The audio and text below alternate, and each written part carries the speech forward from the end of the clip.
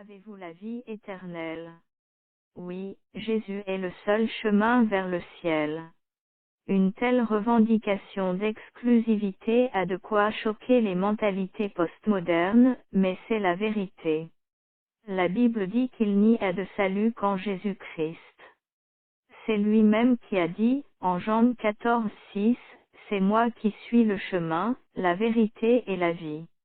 On ne vient au Père qu'en passant par moi. » Il n'est pas seulement un chemin parmi d'autres, il est le chemin, le seul chemin.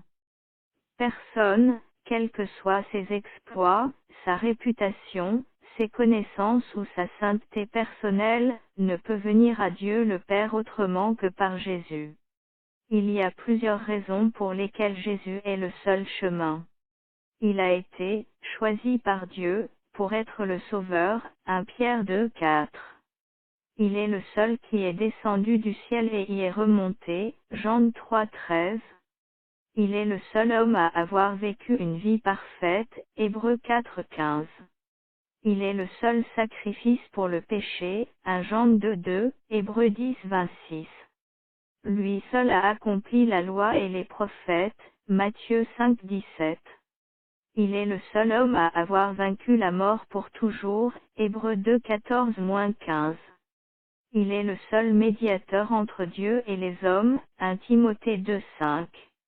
Il est le seul homme que Dieu ait élevé à la plus haute place, Philippiens 2,9.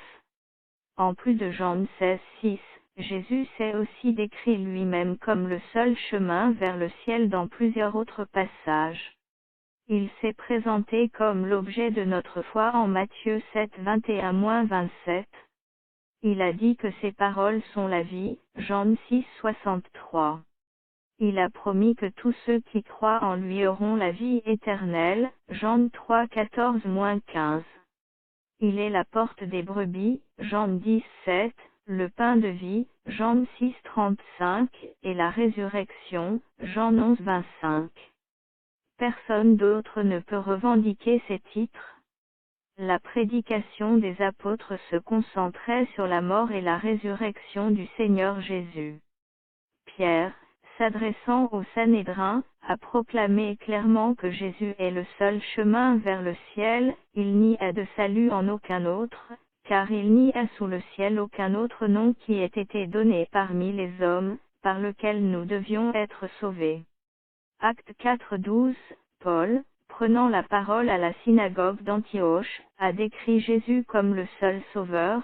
Sachez-le donc, mes frères, c'est par lui que le pardon des péchés vous est annoncé et c'est par lui que toute personne qui croit est libérée de toutes les fautes.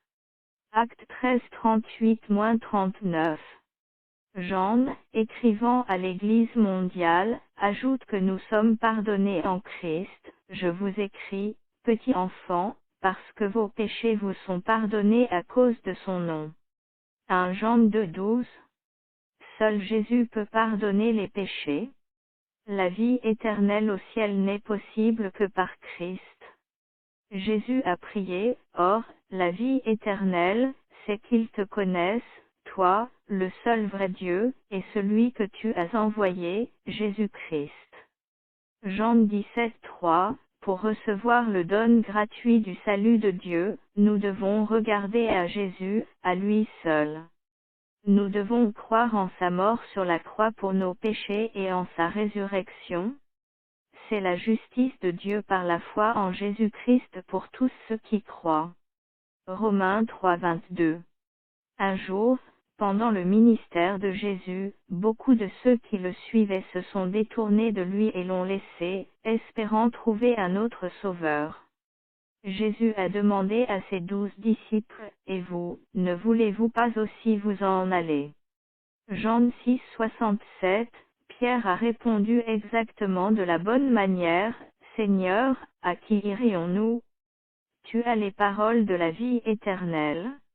Et nous croyons et nous savons que tu es le Messie, le Fils du Dieu vivant. » Jean 6,68-69, puissions-nous tout, comme Pierre, croire que la vie éternelle ne se trouve qu'en Jésus-Christ. Avez-vous pris la décision d'accepter Christ après ce que vous venez de lire ici?